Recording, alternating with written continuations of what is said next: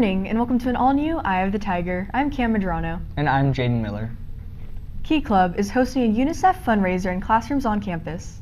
You can find Trick or Treat for UNICEF boxes in classrooms around campus. You might have noticed in the classrooms that there are a lot of orange boxes with the label of UNICEF. So Kiwanis and Key Club has partnered with UNICEF to help eradicate maternal and neonatal tetanus. And what that means is that a lot of times mothers and then their newborn babies get a lot of sicknesses and have tetanus, and we want to save as many lives as possible, mothers and babies included. $1.87 can save both the mother and the baby. And it's really important that we raise all these funds because there are a lot of people in different countries that are less fortunate, who don't have the resources that we do. And for us, $1.87, that's so easy, that's so simple. That's not even a school lunch, but for them, it's their whole life. So we're just trying to help raise money for that cause. And we're having this contest where you bring in the most money and then you put them in the orange boxes and in your classrooms, and then you can bring them to Key Club and we'll give a prize to the person with the most money. The fundraiser will run until October 31st. Creative Writing Club's Uproar is looking for student writing, poetry, and artwork. If you are interested in publishing your work, contact Jamie Handling located in room 913. Semester we being the Creative Writing Club and the class, puts out a literary magazine. It's really a book called The Uproar, and that's what it looks like. And it's a full color book that is a collection of student poetry, student short fiction, artwork by students, and again, it's all in color. Kids can submit short stories up to 1,000 words, poetry, and any artwork that they submit, they just need to take a picture of it and submit it through the online form, and it'll be potentially in the book. Although the original deadline was today, Handling has pushed it back another week so that more students can participate. Yesterday's Rose Tour was canceled. According to Rose Club advisor Dean Gadway, issues regarding the rail yard led to the cancellation of the tour. Unfortunately, I got a email on Wednesday morning at 6:30 in the morning from our representative at Union Pacific Rail Yard that she no longer worked for the rail yard and that our planned tour over there had to be canceled. I subsequently called the rail yard, and I guess they're going through some corporate reorganization and they had no way to host us that day. So we tried to find a secondary option for the tour, but it just didn't work out. At the last minute we couldn't swing it. And I think it was going to be a really great experience. It just didn't work out this time. Last week, Eye of the Tiger covered Project Lead the Way's possible transition to offering honors credit due to a shift in the district away from honors courses. The program will not be making this transition. We now go to Braden Holcomb with sports. Good morning and welcome to this Friday's edition of EOTSN. I'm Braden Holcomb.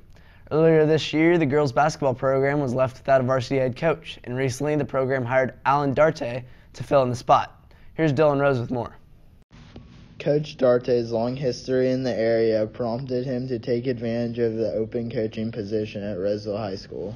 First and foremost, I love the game of basketball. Been coaching in the area for over 10 years.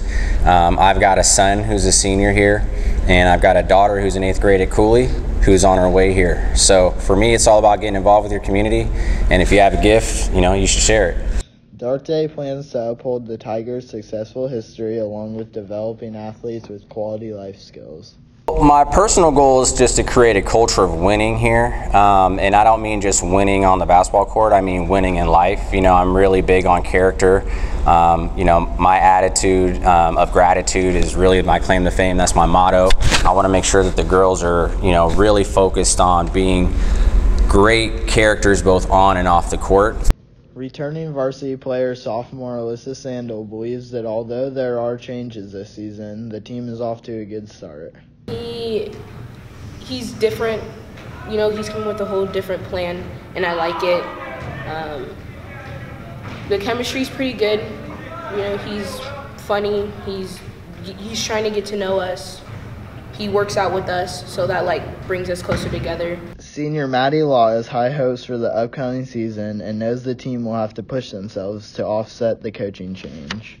The team still has the same relationships with each other and the girls, but I mean, the new coach will definitely change it, but it's just something we're gonna have to get used to. In other sports news, fall sports are coming to an end. Girls tennis players Caitlin Eng, Taylor Deep, Alyssa Stillwell, and Gabby Sapapo placed first in their respective competitions at this week's doubles CVC tournament. Boys varsity cross country team finished third in the league finals yesterday, finishing behind Wood Creek and Bella Vista. Almost every athlete had a season PR, including Trent Nartica, running his personal best, earning him an all-league honor. Girls volleyball suffered a playoff loss to Whitney Tuesday, falling 3-2, while girls golf lost to Wood Creek on Monday, also ending their season. Winter sports tryouts are on Monday. To try out, athletes must have a clearance card. They need to get them in ASAP for the winter sport, because tryouts and auditions are starting on Monday for all three sports: basketball, soccer, and wrestling. And that's all on your home for Roosevelt High School sports. Top plays, breakdowns, and more. Eye of the Tiger Sports Network, EOTSN. And now we go over to entertainment. Thanks, Braden. In this edition of Artisan Spotlight, we have chosen senior Caitlin Perkins. This is Saturn. I did this as a part of my Planets as People series. It was enjoyable to make because it was more of a different medium than I'm used to. Normally, this is one of my first pieces that I've ever done with marker. Like, I've done like little things with marker, but then like I've never done like full-on skin tone. I've never done like a lot of things that I did with this piece, and it was kind of experimental, which is kind of terrifying when you're doing it for your final piece. This is anxiety disorder. I did this piece back last year around this time for my art show that was based around mental health.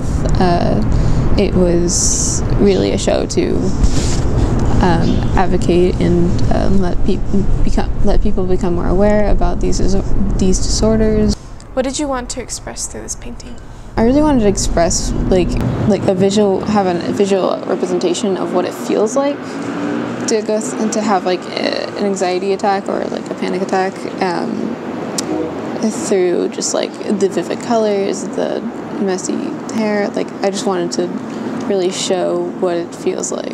Caitlin is empowered by her art to be confident as a mental health advocate and plans to pursue fine and studio arts in her higher education. And now we go back to news. Thanks, Caitlin. RHS's Latino Student Union has big plans to make their presence known during Multicultural Day. RHS Junior and member of LSU, Sal Medina, contributes to the club's spirit. We go there every Monday at lunch, and then we gather, and then we have fun in there. We play games, and then usually there's food, and we bond basically.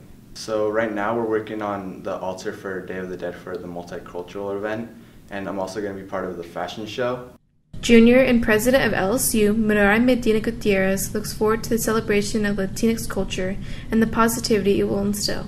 I'm excited for that just because we get to show a little bit of our culture, not just what they think they know, but more of what we actually do, and show them what is our actual culture, and how Latino doesn't just mean that you're Mexican. It means that it's all of Latin America. The Latino Student Union hopes to further participate in school events following their debut.